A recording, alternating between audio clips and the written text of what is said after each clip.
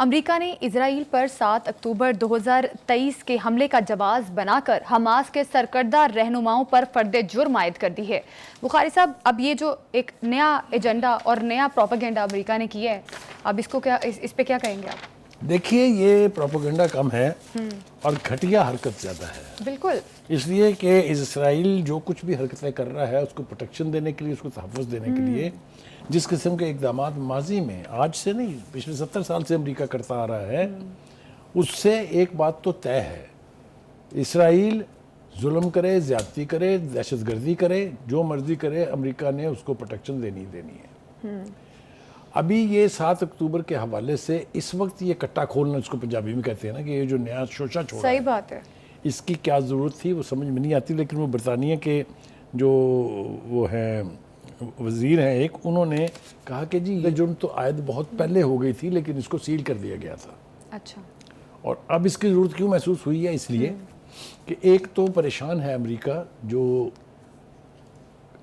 مارے گئے ہیں یرغمالی، جی، اب اس کو چھپانا ہے کہ وہ اسرائیل نے مارے ہیں۔ دیکھیے، وہ گئے تھے وہاں پر یعنی حماس کی لیڈرشپ کو چیز کرتے ہوئے، وہاں انہوں نے اندھا دھند بمباری کی۔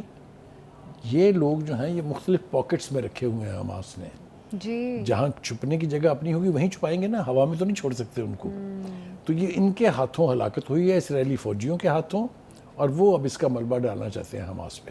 بالکل، ایک تو بات یہ ہے۔ ٹھیک، دوسری بات یہ ہے کہ امریکہ کے اندر جتنی مزاحمت ہے، امریکہ کی جو جسے ہم امریکی انتظامیہ کہتے ہیں، اس کی اسرائیل نوازی کے حوالے سے وہ اس کے مظاہر ہم نے دیکھ لیے ہیں۔ کوئی گلی محلہ شہر نہیں ہے جس امریکہ میں جہاں حکومت کی ان پالیسیوں کے خلاف مظاہرے نہیں ہوئے ہیں۔ بالکل، چاہے وہ کیپٹل ہل ہے، چاہے وہ جو بھی ہے، چاہے وائٹ ہاؤس ہے، اس کے خلاف باہر مظاہرے ہوتے رہے، جس سے امریکی انتظامیہ قدرے پریشان ہے، جس میں کوئی دو رائے نہیں ہے۔ تیسری طرف آپ دیکھیں اگر، تو جو مفاہمت کا عمل ہے یا ثالثی کا عمل جو ہے، وہ کسی کنارے لگ ہی نہیں رہا ہے۔ ہاں جی، ہر موقع کے اوپر جب سمجھوتا ہونے لگتا ہے تو اسرائیل کی لیڈرشپ جو ہے وہ مذاکرات کی ٹیبل سے بھاگ جاتی ہے۔ نیتن یاہو تو ویسے ہی ڈینائل موڈ میں ہے نا، وہ تو کسی مذاکرات اور کسی مفاہمت کا تصور بھی کرنے کے لیے تیار نہیں ہے۔ اور جب بھی کبھی فیصلے کے قریب پہنچتے ہیں، ہم نے دیکھا جو مذاکرات مصر میں ہوئے وہ بھی، جو قطر میں ہوئے وہ بھی، جہاں جہاں بھی مذاکرات ہوئے ہیں وہاں سے اسرائیل بھاگا ہے۔ اب اس وقت صورتحال یہ ہے کہ حماس نے پھر بالآخر کہا کہ ہم ان مذاکرات میں بیٹھیں گے ہی نہیں، جی، اور انہوں نے بھی اب اپنی کنڈیشنز جو ہیں وہ زیادہ سخت کر دی ہیں، ان کے مطالبات میں بھی سخت گیری آئی ہے۔ تیسری طرف ہم دیکھیں اگر، تو ایران کا حملہ جو ہے اس کے حوالے سے بھی امریکہ بھی پریشان ہے، برطانیہ بھی پریشان ہے، سارے الائز ان کے پریشان ہیں کہ اگر یہ ابتدا ہو گئی تو پھر اس جنگ کو اس محدود علاقے تک محدود رکھنا ممکن نہیں رہے گا۔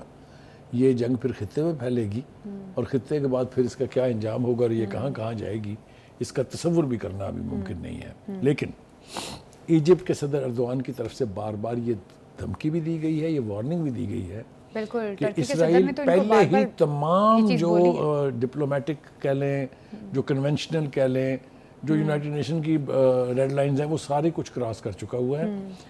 ہر گزرتے دن کے ساتھ ہلاکتوں میں جو شہید ہو رہے ہیں غزہ کے لوگ، فلسطینی، اس میں اضافہ ہوتا جا رہا ہے، حتیٰ کہ نہ وہاں یونائٹڈ نیشن کا طبی عملہ محفوظ ہے، نہ وہاں پر جو ایڈ کے ورکرز ہیں وہ محفوظ ہیں۔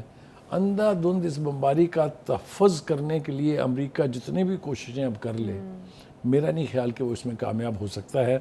الٹیمیٹلی انہیں غزہ چھوڑنا پڑے گا، جلد یا بدیر۔ میں آپ کو وثوق سے کہہ رہا ہوں کہ فلسطینی قوم کا جب تک ایک فرد بھی زندہ ہے، یہ ریزسٹنس جاری رہے گی۔ بخاری صاحب، یہ تو بات ٹھیک ہے، حماس رہنماؤں پر جو الزامات لگائے ہیں امریکہ نے، اس کا یہ میجر فیکٹر یہی ہے کہ جو یرغمالی اسرائیل سے خود مارے گئے ہیں اس کا ملبہ حماس پر ڈالنا چاہ رہا تھا، اور دوسرا وائٹ ہاؤس میں جو تجاویز پیش کی جا رہی تھی مصری اور قطری حکام کی جانب سے، اس کو بھی کہیں نہ کہیں متاثر کرنا امریکہ کا میجر ایجنڈا ہے۔